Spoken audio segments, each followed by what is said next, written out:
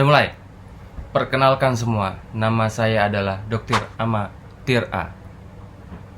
Bagi Anda yang tidak percaya, saya bisa tunjukkan buktinya bahwa saya seorang dokter. Di belakang sana adalah itu untuk baju operasi ya. Dan kalau kalian tidak percaya saya dokter, ikat rambut saya aja pakai masker lah. Nah, saking jaga kesehatannya saya, oke? Ijazah saya juga saya lihatkan ya. Bukti valid. Nah, baca sendiri, kalian bisa baca. Tuh, Fakultas SKTB. Bisa dibaca ya. Tuh. Nih pangkat saya ya. Gelar maksudnya gelar. Saking lamanya saya lulusan 95 guys. Sampai sudah terbelah dua nih, bayangkan. Nah, ini jasanya nih. Sudah ditandatangani sama ID ya. Bisa dibaca ya. Nah. Oke. Ini dosen saya guys. Kelihatan nggak? Nah, gini aja, gak usah berlampu. Nah, ini dosen saya nih. Sengaja saya gambar dulu, kayaknya pas lagi kuliah kayaknya saya dendam sama ini orang guys. Lupa juga ya. Tuh, nama lengkap, nama asli ya. Jangan disebar-sebar kalian, parah sih. Itu buktinya. Dan ini juga adalah buku panduan buat kalian yang mau ini, bisa DM saya. Oke, buku panduan kesehatan. Produknya ya. Kia. Kini Indonesia ada, maksudnya kini Indonesia ada kesehatan, itu dah. Dan kitab ajuan saya satu. Saya pakai kitab ajuan ini ya. Jadi kitab pedoman saya, pedoman hidup. Nggak sebagai dokter doang, tapi sebagai pedoman hidup, oke. Kalian bisa beli di online banyak. Tebal guys, lihatin. Sudah pernah saya baca semuanya ya. Udah pernah belum kalian? Saya sudah berkali-kali loh. Oke. Kita mau membahas sesuatu yang penting. Apa itu? Tunggu dulu. Di video kali ini kita akan membahas bahwa orang yang sering keringetan belum tentu dia pengguna narkoba. Saya jelaskan dalam sains, oke? Tahu nggak kenapa saya bikin video ini? Karena ada orang sok tahu yang nganggap semua orang berkeringat itu adalah pengguna narkoba. Siapapun Anda salah, ngerti kan? Gini, kasusnya gini. Kenapa orang berkeringat identik dengan pengguna narkoba? Karena satu, biasa para pemakai narkoba keringatnya ngucur, berkeringat jagung. Tapi apakah orang yang berkeringat ngacur itu juga semuanya adalah pengguna narkoba? Tidak, salah. Karena jawabannya adalah orang yang memiliki jantung yang berdetak sangat cepat membuat badannya panas dan itu membuat dia berkeringat. Salah satunya itu, penyebab intinya itu. Pengguna narkoba pun penyebabnya bisa jadi sama.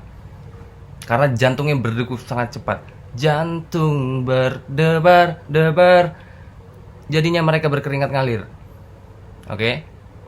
Jadi keringat yang ngalir di mana-mana. Karena jantung intinya di situ. Jangan-jangan nanti Anda menuduh orang narkoba padahal dia adalah sejatinya cuma punya penyakit jantung. Pertama, kalian sudah so tahu bahasa ilmiah dalam bahasa Perancis adalah kemeruh. Dan kedua adalah suuzon. Suuzon itu dalam kitabku tadi, dosa, prasangka buruk, hidup Anda tidak tenang, kemeruh lagi. Aduh. Tolong diubah sifat begitu. Tolong percaya saya karena saya adalah dokter dengan ijazahku barusan ya. Ya, sudahlah, percaya saja. Begitu. Next. Lalu semisal ada yang bertanya nih. Misalnya ini saya ya. Ini saya. Ini ada orang nanya. Dok. Terus penyebab keringat apa lagi? Nah, penyebab keringat tidak cuma itu. Apa saja? Penyebab keringat bukan hanya karena irama jantung. Suhu tubuh Anda panas, Anda juga bakal keringat. Ada satu faktor lagi ya. Faktor psikologi. 1, 2, 3 apa? Psikologi. Benar, psikologi. Tahu nggak apa? Kenapa bisa dari sistem psikologi kita, dari pikiran kita bisa berkeringat. Kenapa? Karena kita panik.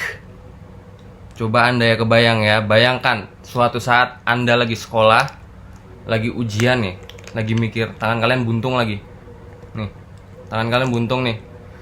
Habis itu ujian tinggal misalkan tinggal 5 menit lagi, tapi kalian bodoh matematika.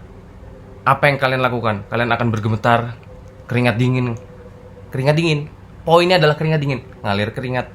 Padahal cuma gara-gara apa? Mikir keras. Kalian kebelet berak, ujian sisa 5 menit lagi, soal 50 soal, kalian baru kerjaan 3, itu pun ngarang. Makanya hitung kancing baju. ABC ngelempar-lempar pulpen. Itu apa? Faktor psikologi, ngerti? Ngerti poinnya kan? Nangkap kan? Dan saya juga seorang psikolog ya, bagi yang nggak tahu. Emang boleh mahasiswa psikolog apa bertato? Boleh lah, nggak ada hubungannya bertato dengan psikologi. Kalau ada hubungannya psikologi dengan tato, aneh ya nggak? Orang tato di kulit, psikologi itu kan pikiran. Orang kuliah belajar itu di sini. Ijazah nih apa sih ijazah? Ijazah ini cuma bukti Anda pernah sekolah, pernah kuliah. Bukan berarti Anda punya ijazah, Anda pernah berpikir, belum tentu. Karena Anda cuma kuliah ngewe doang bisa. Belum tentu Anda berpikir di situ ya. Jangan malu bagi kalian yang nggak punya ijazah. Ngerti? Santai aja. Kalau saya mohon maaf ya sudah terlalu banyak ijazah. Kalau mau ditulis itu nanti KTP ku nggak muat masalah. Jadi ya udah. Terlalu panjang. HM, SAG, MAG juga ada itu masalahnya. SOS, banyak, terlalu banyak. Nanti KTP ku harus digulung kalau begitu, nggak bisa. Kasihan nanti tukang KTP-nya. Begitu ya. Yang nggak punya ijazah santai aja, biasa aja. Kalian nggak punya ijazah belum tentu mati juga kok. Banyak orang yang punya ijazah nggak kerja, banyak. Nyatanya saya punya ijazah maksudnya. Hidupnya gimana? Jadi autis. Nggak dong, maksudnya hidup saya sukses. Hidup saya sukses. Bisa dilihat di sini adalah mikrofon harga 12 juta ya. Namanya Zagi mikrofon M200. Di sini adalah Junis mikrofon. Tangannya buntung ya, gara-gara abis dia ngelawan Mephisto. Detailnya bro, lihat ya bro. SHF anjing.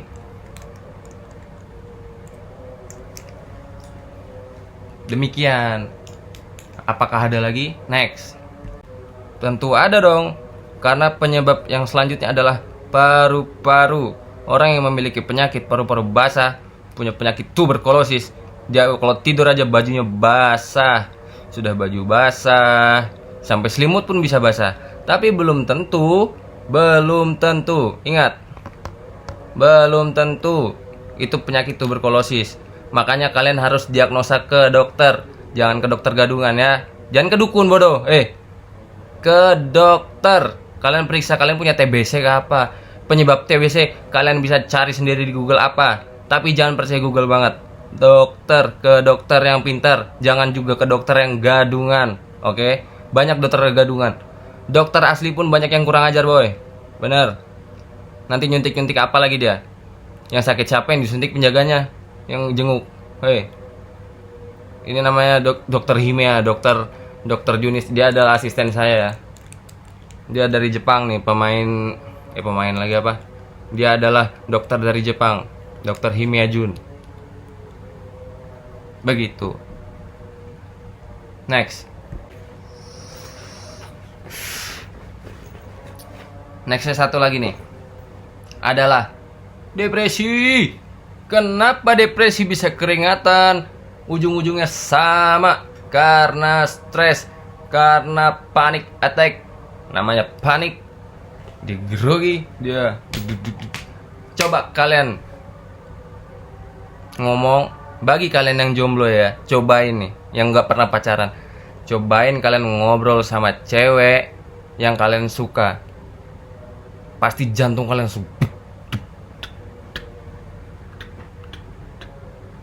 apakah aku serangan jantung? Itu namanya cinta bodoh. Anda jatuh cinta namanya. Orang jatuh cinta bisa jadi keringat dingin. Bahkan sampai ada yang mimisan. Tahu nggak kenapa mimisan? Bukan kena kanker dia, bukan. Dia mimisan. Ada karena pembuluh darahnya pecah. Saking keringat. Kayak orang ayan maksudnya. Kenapa begitu? Faktornya apa? Pintar sekali. Sekian saja sudah ya. Karena kalian tahu saya nggak bisa tidur. Terbangun jam 5 gara-gara mikirin ini. Jadi saya bikinin konten jam 5. Mau sholat dulu guys. Dengan saya di sini Dokter A Matir A, dan di sini Dokter Himayajun, dan di sini adalah Dokter Zagi. Kami bertiga undur pamit diri. Arigato gozaimasu. See you next video. Silakan like, silakan komen, dan subscribe. Oke, jangan lupa subscribe di channel ini, karena di channel ini isinya banyak yang begini-begini juga. Oke, see ya.